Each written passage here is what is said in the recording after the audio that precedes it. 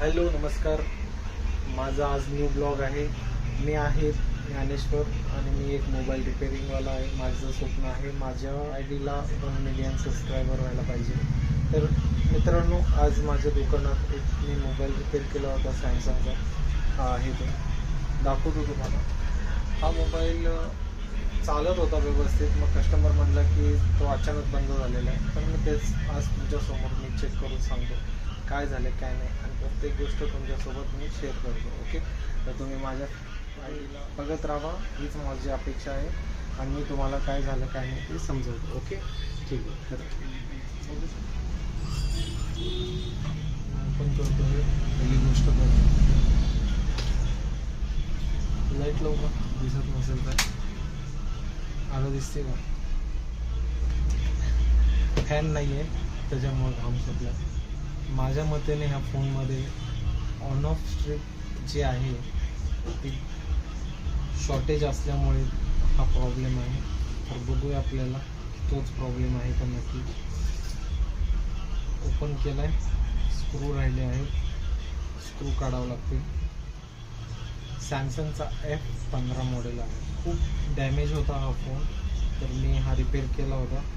त्याच्यातली middle frame आणि display मी टाकला होता.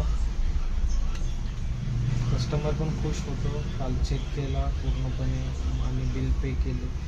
तर सिम लॉक काढूया, सिम साईडला करून घेऊ.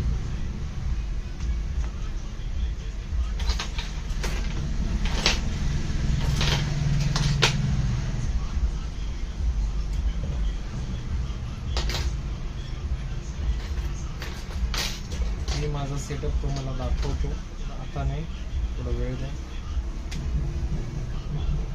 पण आता मला काम आलेले भरपूर. नाही म्हणलं तरी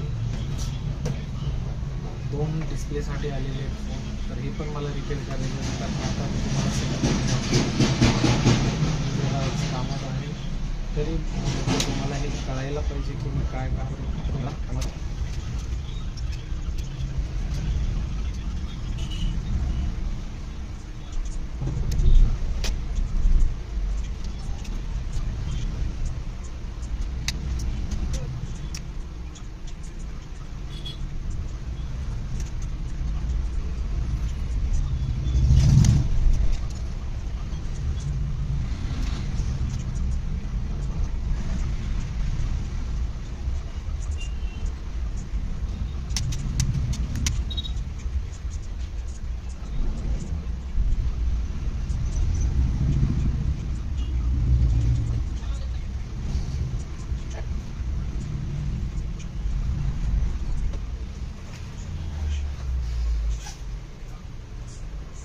चालू केलेला आहे.